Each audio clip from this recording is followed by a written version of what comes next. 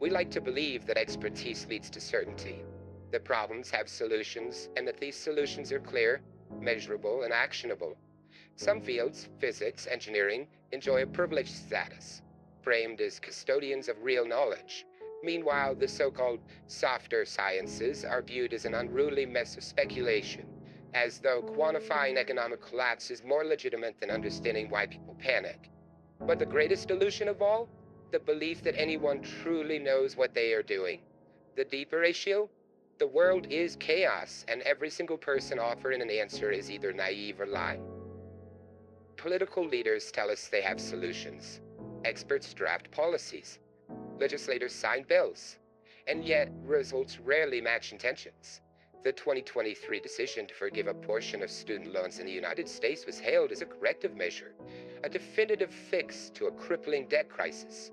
Except the plan was blocked, reworked, and ultimately neutered into an opaque bureaucratic nightmare. Was this because of economic miscalculation? Political obstruction? A fundamental misunderstanding of the nature of debt? Yes, the answer is always yes. Policymakers insist that housing shortages are solvable through deregulation, or increased zoning, or tax incentives.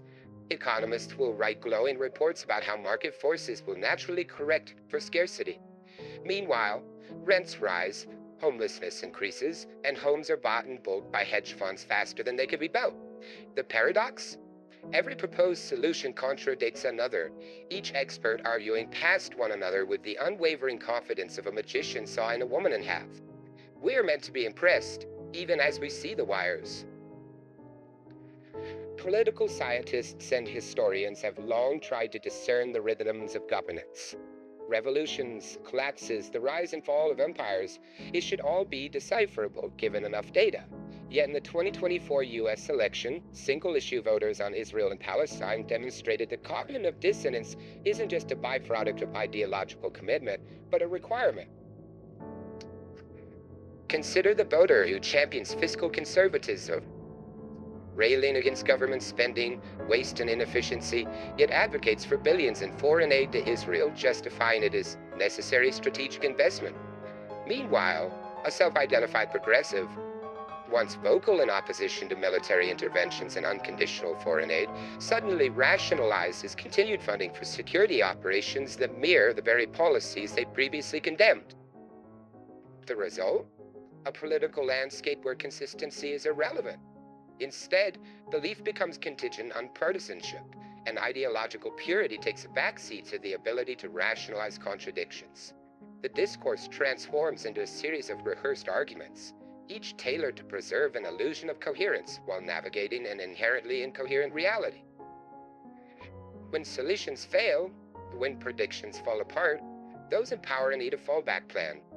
Enter scapegoating, the oldest trick in the book. Inflation? It must be the fault of one political party or another, never mind decades of policy failures across multiple administrations. Crime? Clearly the result of a single ideology, not systemic factors or economic conditions. The public is offered an explanation that requires no deeper inquiry, no complex solutions, just a convenient enemy.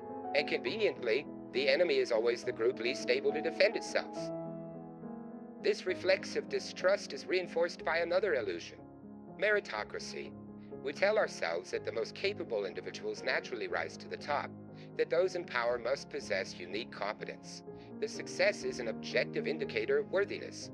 Yet, at the same time, populist sentiment recoils at technocrats that oppose their own precognitions. The very individuals an effective meritocracy should produce are held responsible for all that is wrong with everything, everywhere, simply because they don't align with one's personal bias or beliefs. The economist predicting inflation is dismissed as an out-of-touch elite.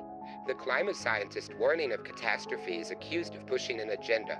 The paradox? The same society that venerates meritocracy reflexively distrusts those who emerge from it, replacing expertise with tribal allegiance. Lacking a uniform epistemic lexicon, even intellectuals turn against intellectualism itself. The very people capable of at least attempting to get a grasp on things spend their time dismissing or excluding ideas that, if are not the same, are at least adjacent. Economists dismiss political scientists as ideologues, political scientists deride sociologists as soft, and philosophers are largely ignored altogether.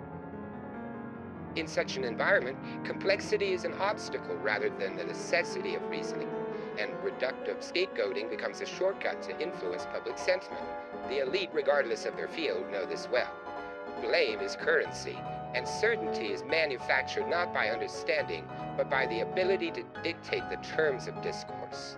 From medieval leaders blaming societal unrest on heretical sects, to 20th century Red Scares convincing the populace that every problem was the fault of communists, modern scapegoating follows the same pattern. Today, it manifests in blaming immigrants for economic downturns, casting ideological movements as existential threats, and turning statistical anomalies into narratives that justify sweeping policies. Instead of analyzing the interconnected failures of governance, finance, and policy, leaders distract the public with a boogeyman, all while sweeping as much out the back door as they can possibly get away with. The cycle repeats endlessly, and conveniently, no real systemic reform ever takes place.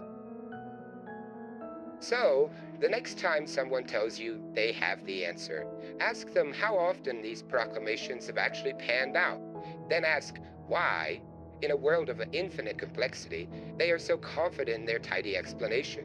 Because in the end, anyone claiming certainty in an unpredictable world is either deluded, deceitful, or deeply, deeply dangerous.